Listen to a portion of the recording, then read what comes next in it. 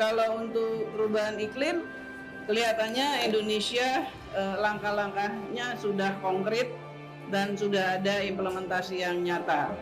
Indonesia will achieve net carbon sink in the forestry and land sectors by 2030. Indonesia berkomitmen dalam mensukseskan visi lingkungan hijau berkelanjutan.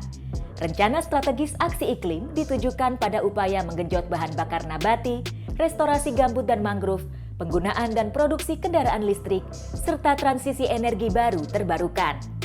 Peran ini secara konkret dilakukan Kementerian Lingkungan Hidup dan Kehutanan Republik Indonesia. Saat ini, KLHK menerapkan model 3 lini pengendalian untuk menguatkan kematangannya.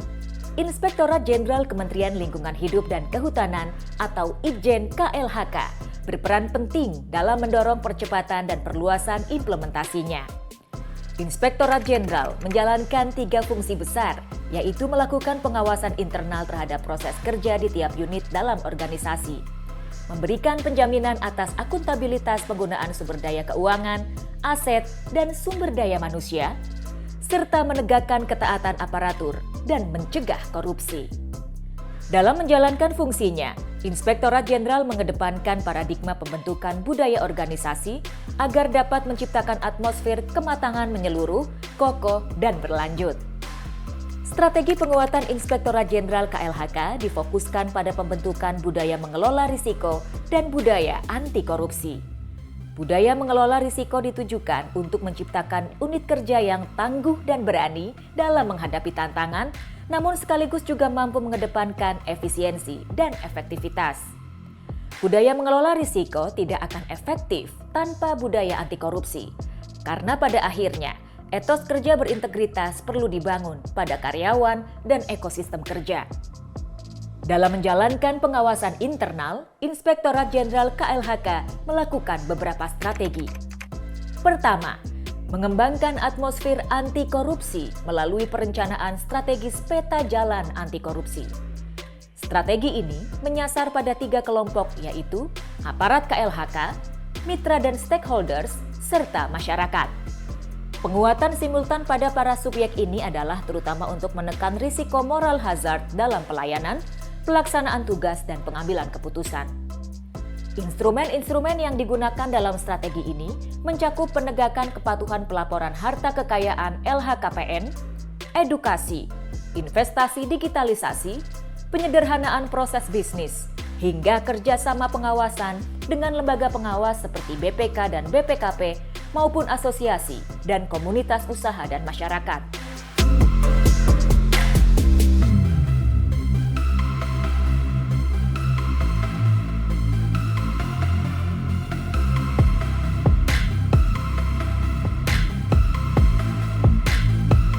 Kedua, internalisasi manajemen risiko ke seluruh unit organisasi. Dalam jangka pendek, strategi ini secara spesifik ditujukan untuk meminimalkan risiko kebocoran anggaran, pemborosan, kerugian, dan fraud. Upaya penerapannya dilaksanakan melalui integrasi manajemen risiko dalam sistem pengendalian intern dengan perencanaan program dan anggaran, di mana produk akhir rencana belanja harus telah memasukkan semua pertimbangan risiko dan alokasi tindakan mitigasi risiko dan pengendaliannya. Ketiga, penguatan pelayanan pengaduan masyarakat. Dalam jangka pendek, strategi ini secara spesifik ditujukan untuk menghilangkan tindakan-tindakan korupsi seperti suap, pungli, gratifikasi, dan pemerasan dalam pelayanan dan implementasi kebijakan yang langsung dirasakan masyarakat. KLHK tengah membangun sistem penanganan pengaduan atau grievance mechanism secara berlapis melalui pembentukan satuan pengelola di setiap unit organisasi dan pengembangan infrastruktur teknologi informasi pendukungnya. Selain itu, penguatan kerjasama dengan lembaga eksternal seperti Ombudsman, Komisi Pemberantasan Korupsi, dan penegak hukum terus dilakukan secara konkret. Keempat, penguatan profesionalitas dan ekosistem kerja Inspektorat Jenderal.